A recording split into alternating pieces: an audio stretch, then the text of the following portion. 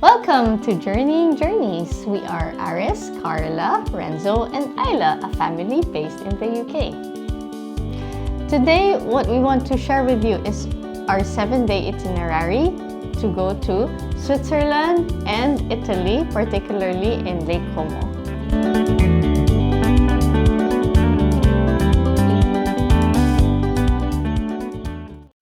So, day one, we decided to take our flight going to Milan, which is of course one of the closest points between Italy and Switzerland.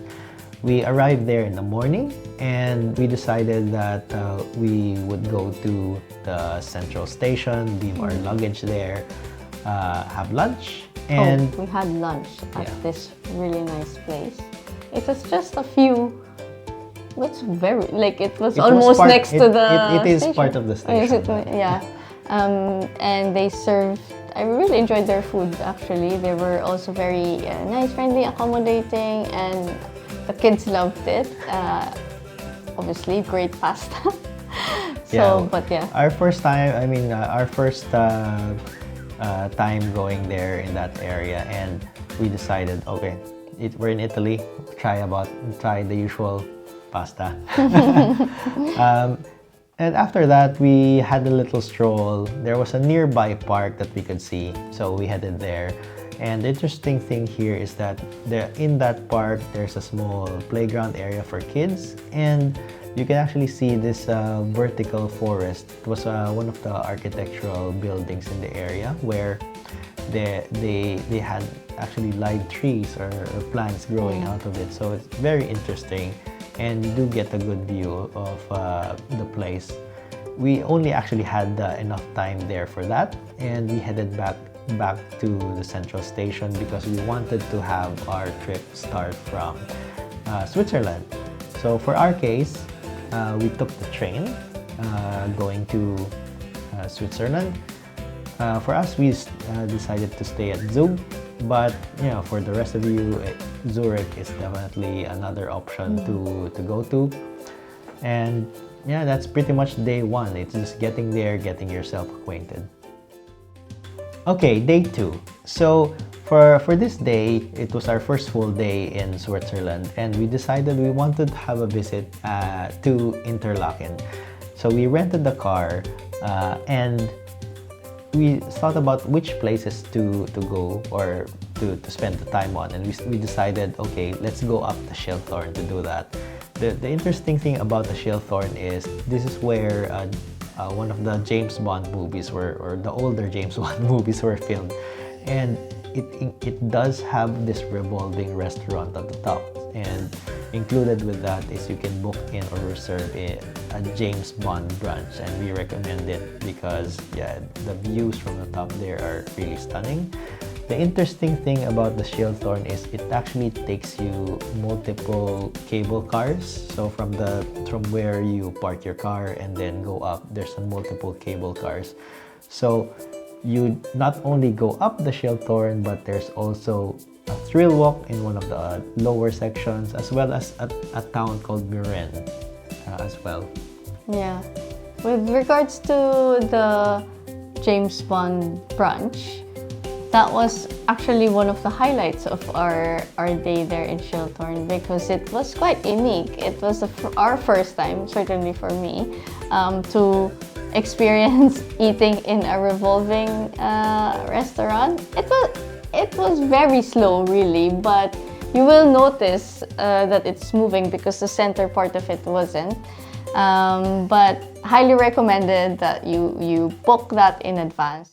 So additionally as well, for those of you who have extra time or arrived there a bit earlier compared to us, one of the interesting places you may also want to visit is Lauterbrunnen. So Lauterbrunnen, it's actually on the way to the Schilthorn, or where you get to the cable car that brings you to the Schilthorn. So it's along the way particularly if you're driving. So do check that out as well. There is a good waterfall there. Okay, day 3 is going to Rhine Falls and Stein am Rhein. So for Rhine Falls, we actually wanted to go to the north side but ended up in the south side. But either way, north side, the advantage is that you are actually right beside the falls and then there's a platform right there. But the limitation is you actually don't see the entire falls because it's Yeah. you're So you very don't close. appreciate the big picture. Yeah, so that's the advantage of the south side, because from the south side, while you are a bit further back, you do get to see the entire length of the falls. From there, there's also a couple of boat tours. Looking at the available ones, I think A or the first one actually brings you to the actual falls where there's a pathway in the middle, so you can stay there. Of course, with small kids, we decided possibly not. But for those of you who have older kids, you may want to try that out. For us with younger kids, there is a very small playground there. And yeah, the kids enjoyed it. It allowed us time to take some photos of Rhine Falls. Following that, we went to Stein am Rhein, which is a very picturesque medieval town. That's really just a few minutes away. As in, if you can imagine typical Swiss houses, you'll see them there. And what I mentioned to Aris when we were there was that they're really quite unique. Each of the houses were very different from each other, which is, it's very nice just to take a stroll there and just appreciate the different designs of the houses. And it was actually also a good place to have lunch. So quite a few different options. We decided to stay in one where it was in front of the Rhine River, and we had a nice time. Again, there is a large playground in that area. Of course, we keep looking for playgrounds because of the kids. This one is definitely a lot larger than the one in Rhine Falls. So a bit more things to do for the kids this time around. One thing that we wanted to do but didn't have enough time to do was to go to the Swiss Science Center Technorama, which supposedly is a really good place where kids can enjoy interactive things. And that location is also just a few minutes away. So I think it's like 20 or 30 minutes away from the Stein am Rhein. So yeah, if you happen to have a bit more time, it's worth probably having a look and checking that out. So day 4 is the Bernina Express. So the interesting thing is this entire trip is we mostly planned it because we wanted to take the Bernina Express. We planned everything around the Bernina Express. From core or tour, there was only one train which leaves at 8:24 in the morning, at least for the schedule that we had. So the option really is, if you're coming from Zurich or close to Zurich, is to leave very early to get there.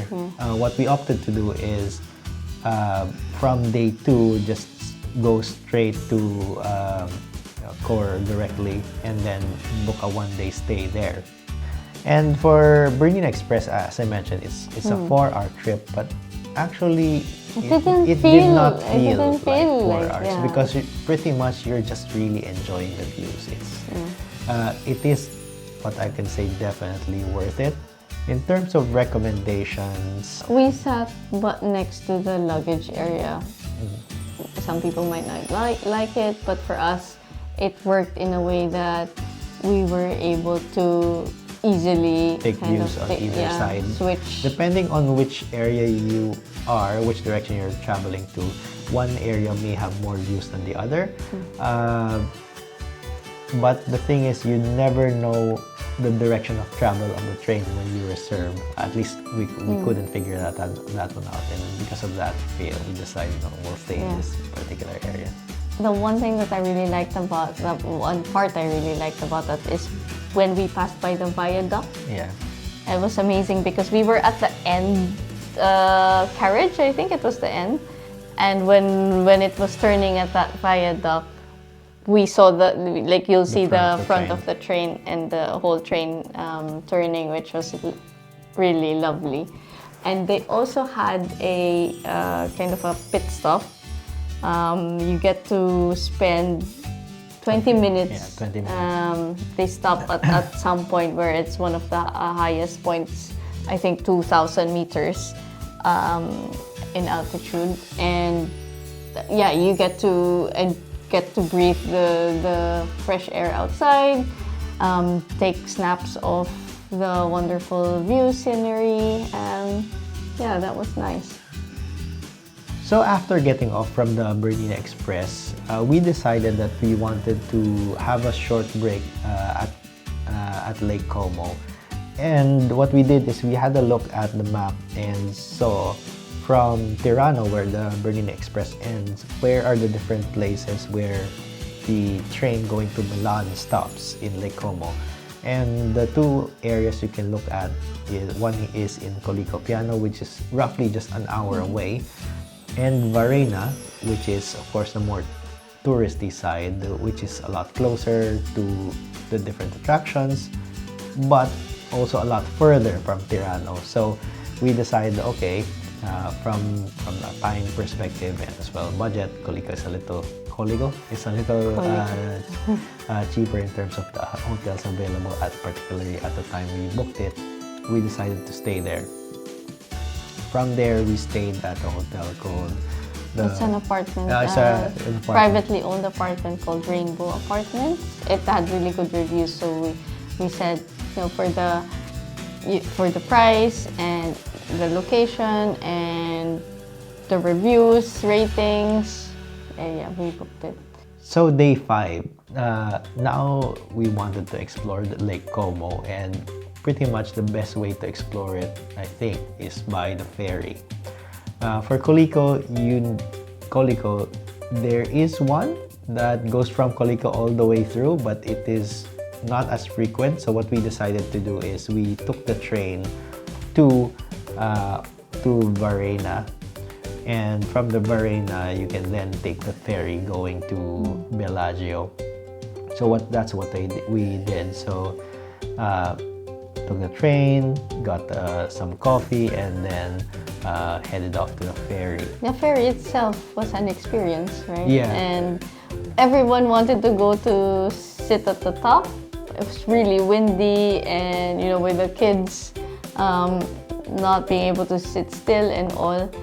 What Aris found out was actually at the first level. There is actually a good view at the back of the ferry or at the front, depending on which direction of travel it is. There's less people there. Of course, there's cars around, but they're not going to move.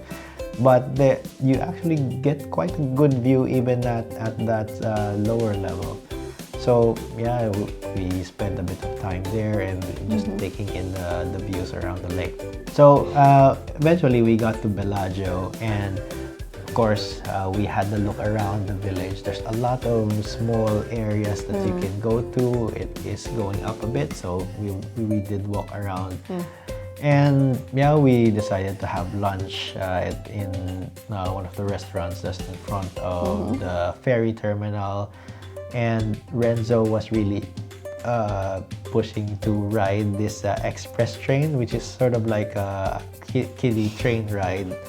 But it goes around the whole area, so it's also a really nice way to see everything, you know, the main attractions in the area in a very short span of time. Yeah, so we decided to take the train and just go around. And after that, we took the ferry back again.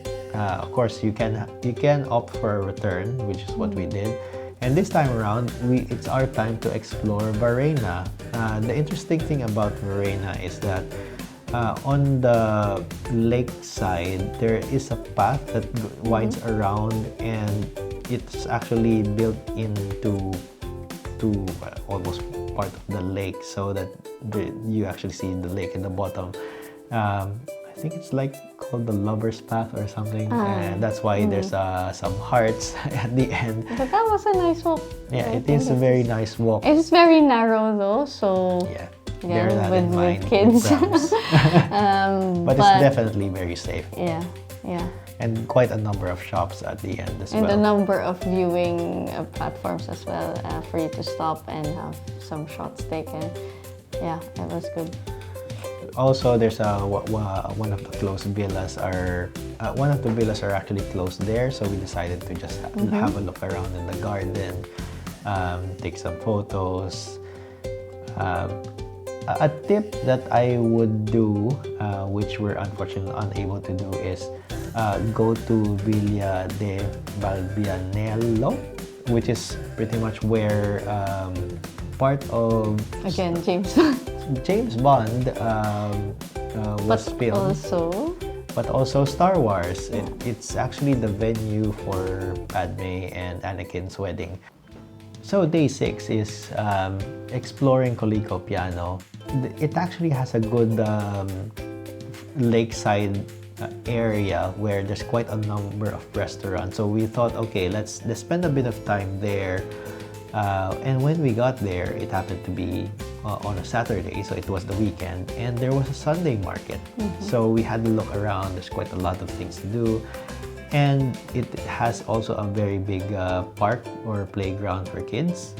And since it was like a weekend market, there was also a number of rides or additional rides that you can go to.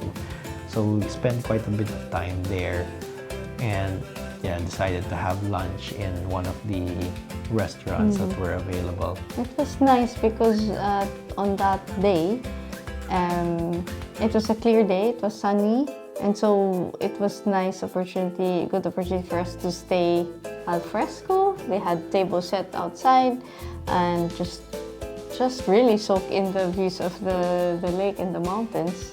Yeah, and yeah, if you happen to have a bit more time there or on that day, I would recommend there's an area there where you can rent an electric boat. It will be something that you drive yourself into Lake Como, and but you don't need a license to drive in the lake. It's very easy, Yeah, they say. they say. Isla, try.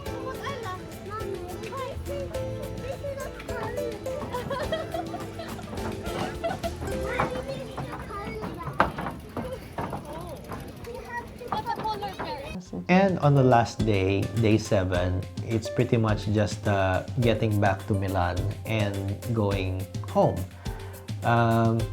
For me, I think overall a week for this trip with the kids, my recommendation is you may want to spend a bit longer time In one place. in one of the locations, or take the 2 weeks so that you can spend a few more days. Definitely there's a lot more to do in Interlaken.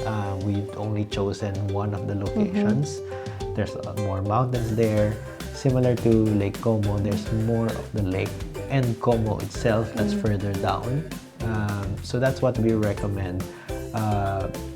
One of the difficulties for this particular trip is you do need to travel light if you want to be similar, following our similar itinerary to us, because it does mean that you're going to be moving a lot. But definitely, for our main point on Bernina Express and the overall experience, It's one for the books, I Yeah. would say. And I think that kids also enjoyed it. And yeah, we'd highly recommend. So, till next time, bye! Thanks for watching.